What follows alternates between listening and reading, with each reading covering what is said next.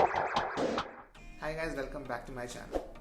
As you all are aware that most of us are living a very sedentary lifestyle involving no or very little physical activity, and thanks to COVID-19 that most of us are locked up at home.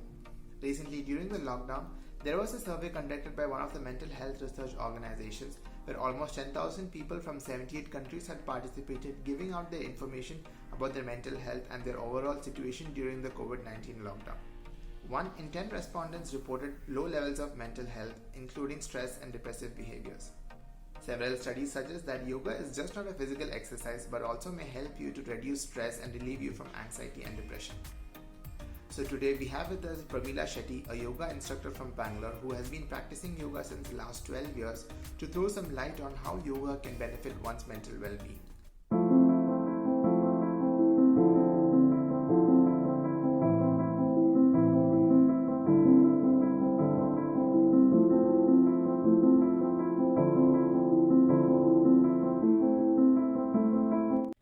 Hi, my name is Pramila and I'm a yoga instructor.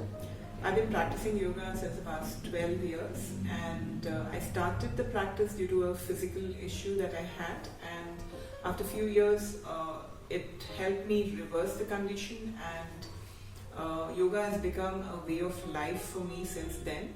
So I decided to share my experiences with people and I started teaching. For the past 7 years I've been teaching. Due to the pandemic, the classes have gone virtual now, so I take virtual group classes.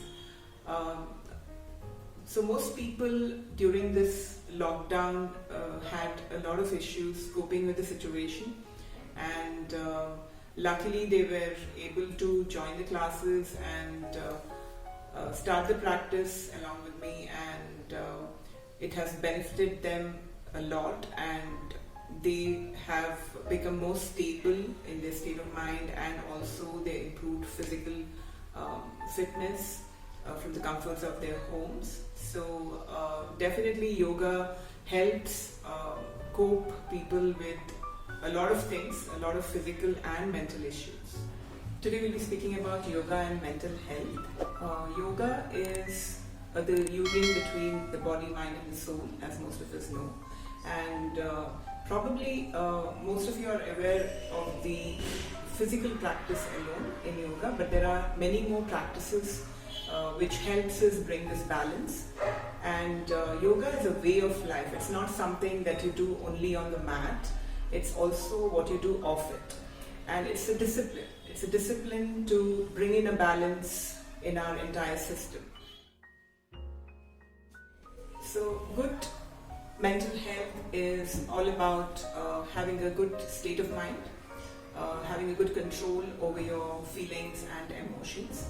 And most often people have problems like extreme emotions like anger, hatred, anxiety, or sometimes even depression. So these are all related to the mind, and yoga helps to cope with all these mental issues, which I think in today's situation it has increased drastically with many people. So yogic practices do help by calming their mind, bringing in a balance in their entire system, and also improving focus and building confidence. So yoga definitely helps in creating a good mental health. So we all know that our gut is called the second brain, and it's directly connected to our brain physically and biochemically. So the signals through the neurons and the neurotransmitters back and forth from the gut to the brain and from the brain to the gut has a great impact on our feelings and emotions. So what we eat definitely impacts our emotions. Mostly we should focus on eating whole food, food which are rich in minerals and vitamins, and especially omega fatty acids, which are really good for the brain, and not eat things like sugar and junk food, which actually do give you dopamine kind of release from the brain, but it's a very short-term feel-good factor, but not really good for your mental health. So by whole food, I mean more natural food like fruits and raw vegetables, and food like greens, which are rich in antioxidant, and cruciferous vegetables like cauliflower, cabbage, broccoli, and also food which are rich in omega-3, walnut, flaxseed, chia seeds. These are all great food for the brain, sorry. So you can include all this, and also people who eat non-veg, fish is a great source of omega-3. So sardines, salmons, these are good sources of omega-3 fatty acids, and it's really good for the brain.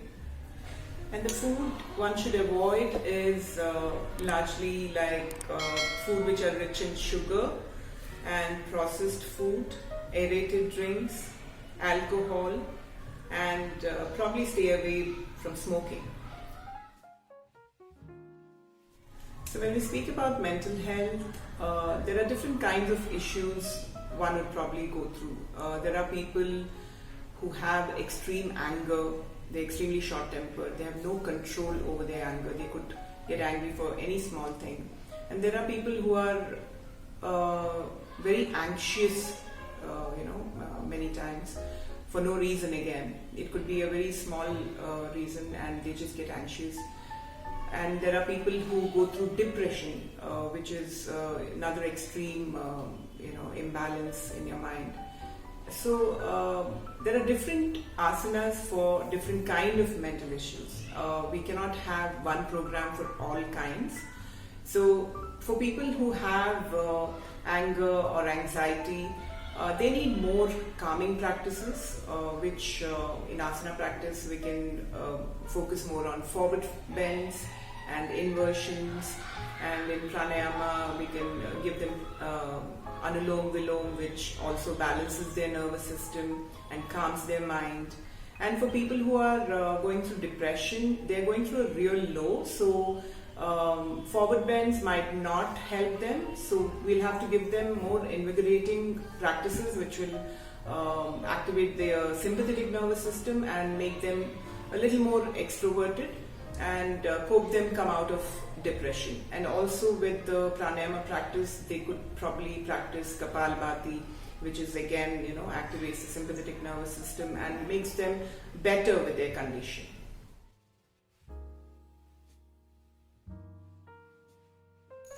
I had a student who had come to me a couple of years back for a physical issue.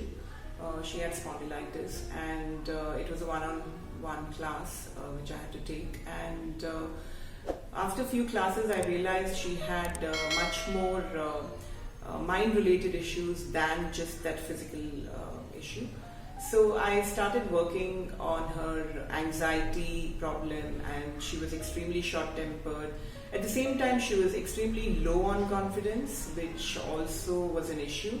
So almost for 6 months, she would come to me over the weekends. And after 6 months, I saw a drastic change in her attitude, and now it's been 2 years and she's coming to the class on the virtual platform, and she's a completely changed person, full of confidence, and there's much more clarity in her about her life, and she's dealt with it really well. So the 5 points that you need to keep in mind to have a good mental health and a good physical health is proper diet, proper exercise, proper breathing, proper relaxation, and a positive attitude. And make sure that you spend at least 30 minutes daily exercising and practicing pranayama and meditation, and also get the right amount of sleep. Don't deprive yourself of sleep, and see that you have a positive environment around you. Be with positive people, create a positive environment around you. So yoga helps you achieve all these and have a great life. Thank you so much, Pramila, for this wonderful session. I hope this benefits our viewers and also people going through this phase. So Pramila takes online yoga sessions. You can contact her directly on her Instagram handle mentioned below. Brahmari Pranayama. Sit comfortably cross-legged and assume Shanmukhi Mudra, closing the flap of your ears with both your thumbs, index finger placing on top of your eyelids, middle finger besides your nostrils, ring finger above your lips and little finger below your lips. Keep your elbows in line with your shoulders and keep your chest expanded. You're breathing in and out through both your nostrils. You're breathing in normally, and as you breathe out, you make a sound of a humming bee, something like this.